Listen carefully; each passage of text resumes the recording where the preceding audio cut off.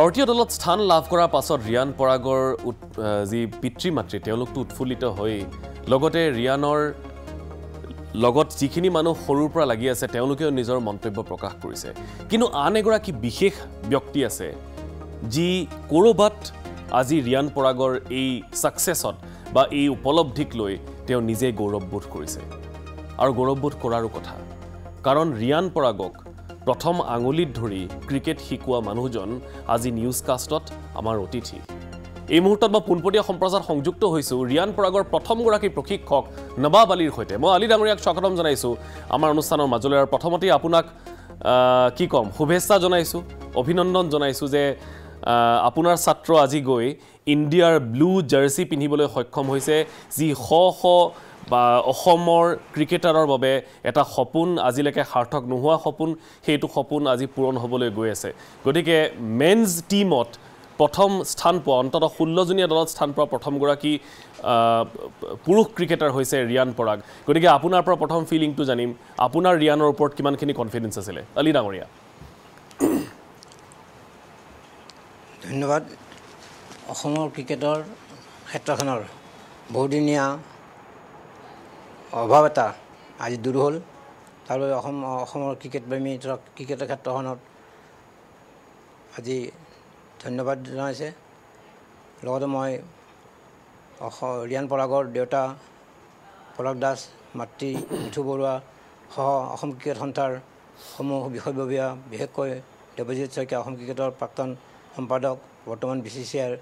joint secretary তেওঁলোকক মই শুভেচ্ছা দিছিলোঁ ৰিয়ানক মই 2009 চনৰ পৰা পাইছোঁ নেহেৰু ষ্টেডিয়ামত তেতিয়া তেওঁৰ বয়স 8 বছৰ পাৰ হৈছে আৰু তেতিয়া আমি তাৰ প্ৰতিভা দেখি আমি ভাবিছিলোঁ এদিন গৈ ওপৰত খেলিব আৰু এই কথা 2009 চনত সন্দীপ পাটিল অসমলৈ আহিছিলে অসম ক্ৰিকেটৰ কিয় প্ৰগ্ৰেম লৈ BCCI প্ৰগ্ৰেম লৈ তেওঁ ৰিয়ান পৰাগক দেখি বেটিং কৰা দেখি তেওঁ সিদিনা কৈ দিছিলে যে এই প্লেয়াৰজন এদিন গৈ ওপৰত খেলিব নিশ্চয় ভাৰতীয় দলত খেলিব পাৰিব ভাৰতীয় দলৰ নীলা জাৰ্চি পৰিধান কৰিব পাৰিব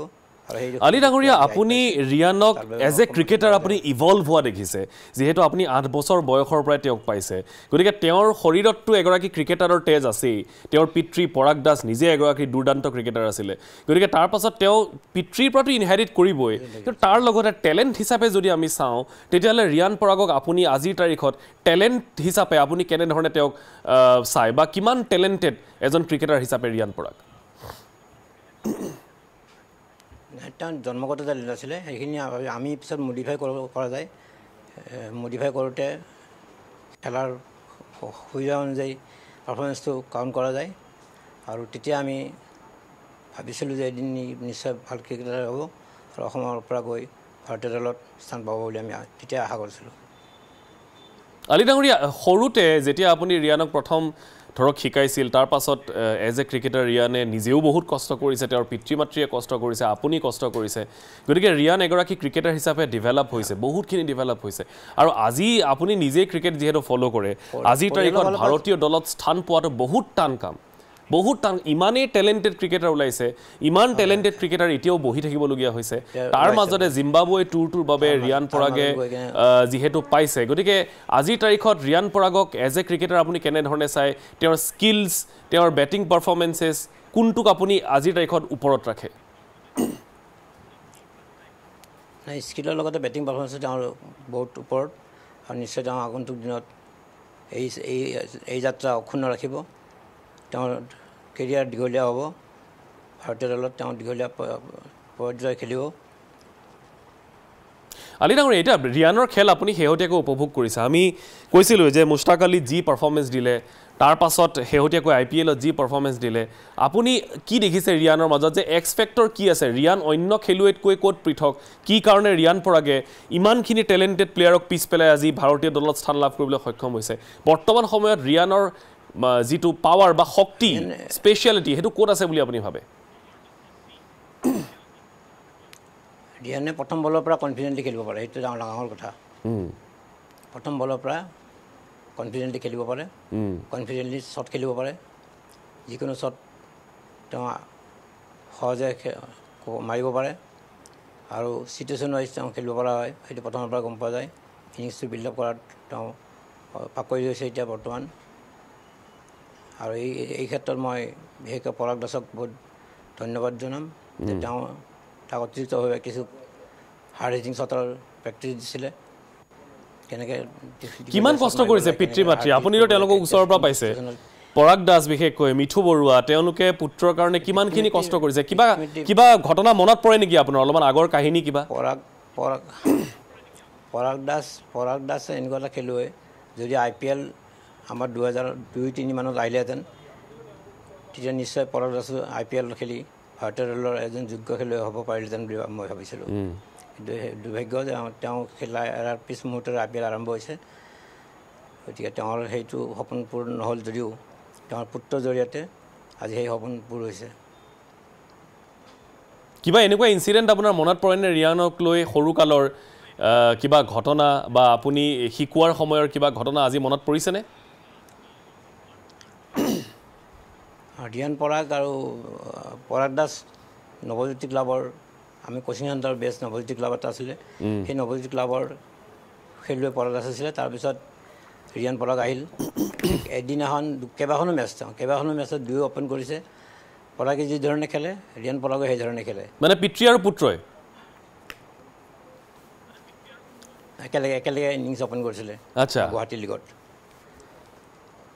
পৰাগ দাস এফালে অপেন কৰে আনফালে ৰিয়ান পৰাগে অপেন কৰে দুজনে অপেনাৰ হিচাপে খেলি দুজনে ভাল খেলে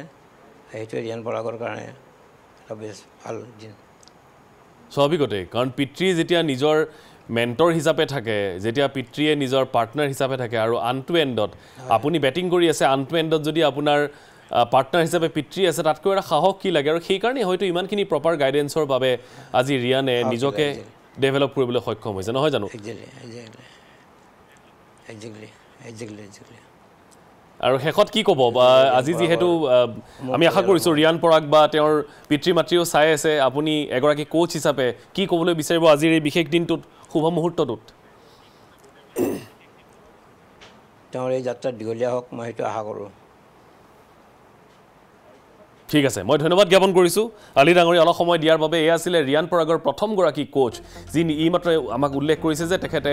8 বছৰ বয়সৰ পৰা ৰিয়ানক ট্ৰেইন আপ কৰিছিলে খেলৰ বাবে গতিকে সামগ্ৰিকভাৱে ৰিয়ানৰ এই ছাকচেছত যি কেইগৰাকী মানুহৰ বিশেষ ভূমিকা আছে কিন্তু এই ক্ষেত্ৰত নৱাব আলীৰ নামটো নললে হয়তো আধৰুৱা হ'ব এতিয়া ৰিয়ান পৰাগৰ পিতৃ মাতৃৰ আমি ভাষ্য শুনালোঁ তেখেতৰ কোচৰ ভাষ্য শুনালোঁ তেখেতৰ চুবুৰীয়া তেখেতৰ মাহীৰ ভাষ্য শুনালোঁ কিন্তু তাৰ সমান্তৰালকৈ গোটেই আজি এই চুবুৰীটোত এটা আবতৰীয়া দীপাৱলী সদৃশ পৰিৱেশৰ সৃষ্টি হৈছিলে এই মুহূৰ্তত দেখুৱাবলৈ বিচাৰিছোঁ ভাৰতীয় দলৰ অন্তৰ্ভুক্তিৰ পাছতে ৰিয়ান পৰাগৰ বাসগৃহত আবতৰীয়া দীপাৱলী দেখিবলৈ পোৱা গ'ল সকলোৰে মিঠাই প্লেটে প্লেটে মিঠাই আৰু এনেধৰণে মাতৃ মিঠু বৰুৱাক মিঠাই খুৱাইছে চুবুৰীয়াসকলে মাহীয়েকে এয়া হৈছে ৰিয়ানৰ পিতৃ মাতৃ ফটকা ফুটাই আতচবাজিৰে আনন্দ উল্লাস কৰিলে পৰিয়ালৰ লগতে ওচৰ চুবুৰীয়াই আৰু এয়া দেখুৱাইছোঁ আমি আপোনালোকক কলগছ কোনোবাফালে ফটকা আতচবাজি আজি কাৰণ ৰিয়ানে ভাৰতীয় দলত মূল ভাৰতীয় দলত 16জনীয়া ভাৰতীয় দলটোত কোনো বি বা চি নহয় মূল ভাৰতীয় দলত 16জনীয়া দলটোত স্থান লাভ কৰিছে ৰিয়ান পৰাগে জিম্বাবুৱেত খেলিবলৈ যাব আৰু জিম্বাবুৱে 5খনীয়া যি T20 শৃংখলা তাত অংশগ্ৰহণ কৰিব ৰিয়ানে গতিকে স্বাভাৱিকতেই এইটো এটা গৌৰৱৰ মুহূৰ্ত প্ৰত্যেকগৰাকী অসমীয়াৰ বাবে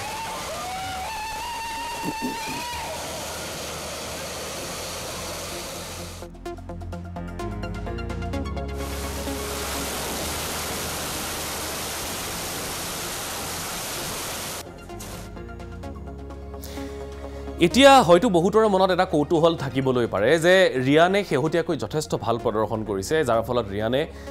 ভাৰতীয় দললৈ নিজৰ স্থানটো লৈ যাবলৈ সক্ষম হ'ল সামগ্ৰিকভাৱে Riyan Parag as a player তেওঁৰ ষ্টেটিষ্টিক্সখিনি কেনেকুৱা বেটিং আৰু বলিং এবাৰ চাবলৈ বিচাৰিছোঁ প্ৰথমতে বেটিংখিনি চাবলৈ বিচাৰিছোঁ যে বেটিঙত এতিয়ালৈকে ৰিয়ানে কি কি কৰিছে এবাৰ যদি আমি চাওঁ এতিয়ালৈকে FC মানে হৈছে ফাৰ্ষ্ট ক্লাছ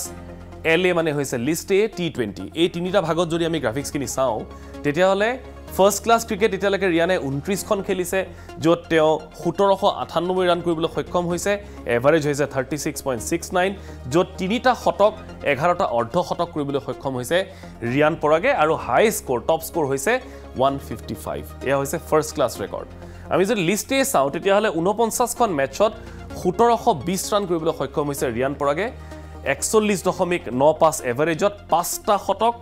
8টা অৰ্ধশতক অৰ্থাৎ যিটো তেওঁৰ ট্ৰান্সফৰ্মেশ্যন ৰেট সেইটো যথেষ্ট ভাল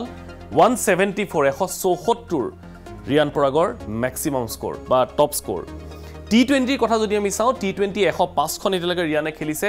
য'ত 2361 ৰান 32.34 এভাৰেজৰ ৰিয়ানে সংগ্ৰহ কৰিবলৈ সক্ষম হৈছে শতক এতিয়ালৈকে নাই 21টা অৰ্ধশতক ৰিয়ানে অৰ্জন কৰিবলৈ সক্ষম হৈছে য'ত 84 হৈছে ৰিয়ান পৰাগৰ সৰ্বাধিক স্ক'ৰ ইয়াৰ পাছত যদি আমি বলিং ফিগাৰ চাওঁ কাৰণ ৰিয়ানে বলিঙো কৰে লেগ স্পিন বলিং কৰে মাজে মাজে মিডিয়াম পেচ কৰে বলিঙৰ যদি ষ্টেটিষ্টিক্স চাওঁ তেতিয়াহ'লে আমি জনাম আপোনালোকক যে এতিয়ালৈকে ফাৰ্ষ্ট ক্লাছ ক্ৰিকেটত ৰিয়ানে 50টা লিষ্ট 50টা আৰু T20ত 41টা উইকেট লাভ কৰিবলৈ সক্ষম হৈছে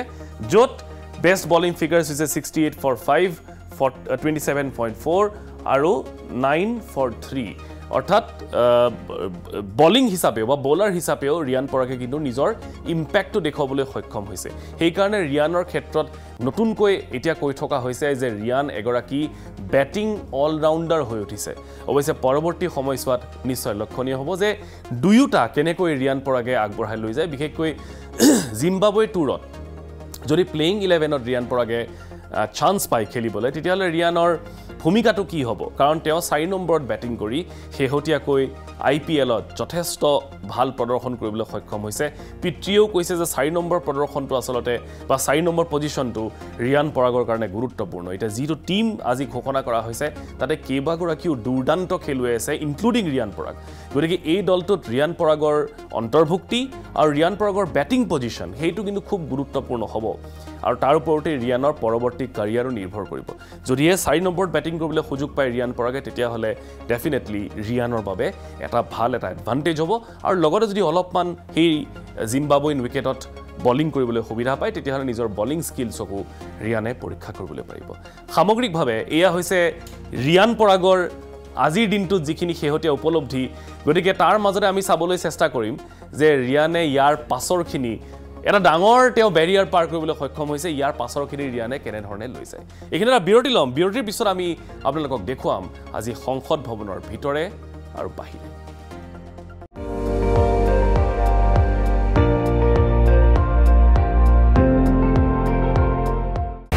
আপুনি চাই আছে ND24 সৰ্বশ্ৰেষ্ঠ নহয় সৰ্বোত্তমৰ দৌৰ